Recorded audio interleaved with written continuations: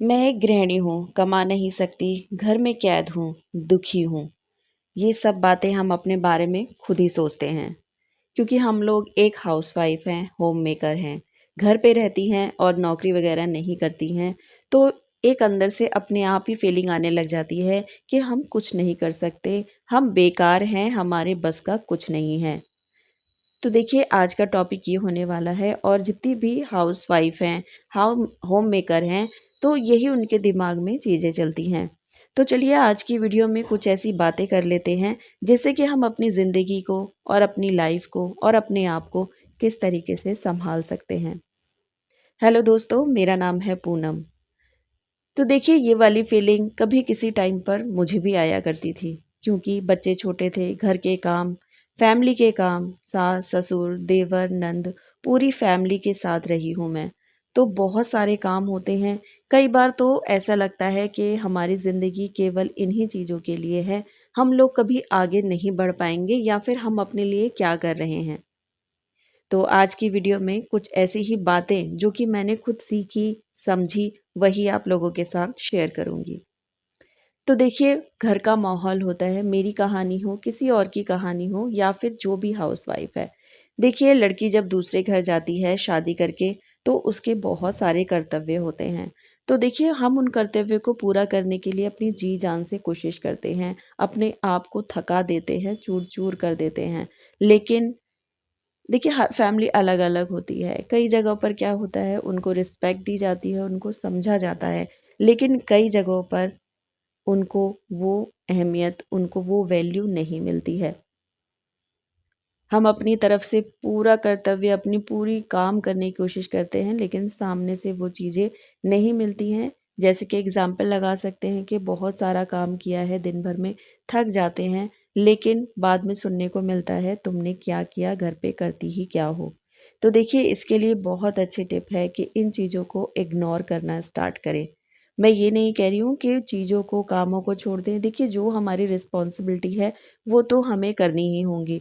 बस थोड़ा-सा जो ऊपर की बातें हमें सुनने को मिलती हैं, जैसे बोला जाता है ना, इस कान से सुनो और दूसरे कान से बाहर निकाल दो। जब तक हम ये वाला रूल फॉलो नहीं करेंगे अपनी लाइफ में, तो हम आगे नहीं बढ़ पाएँगे।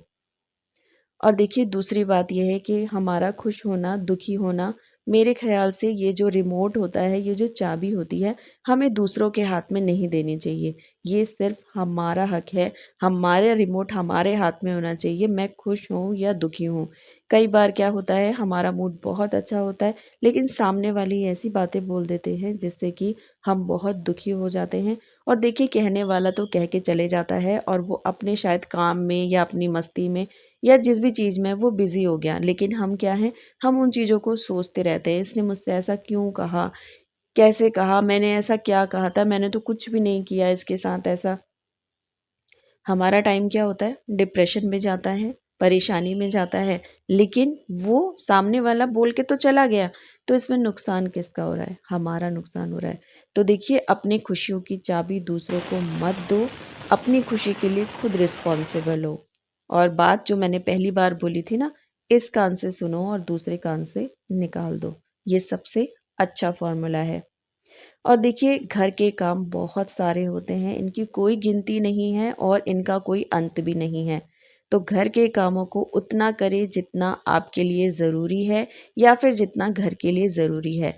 देखिए घर की डेली डीप क्लीनिंग करना मेरे ख़्याल से ठीक नहीं है, क्योंकि अगर आपके पास हाउस हेल्पर है तो ठीक है, लेकिन मेरे ख़्याल से देखिए जिस तरीके से मैं अपने घर का सारा काम करती हूँ, तो मैं अपने हिसाब से करती हूँ।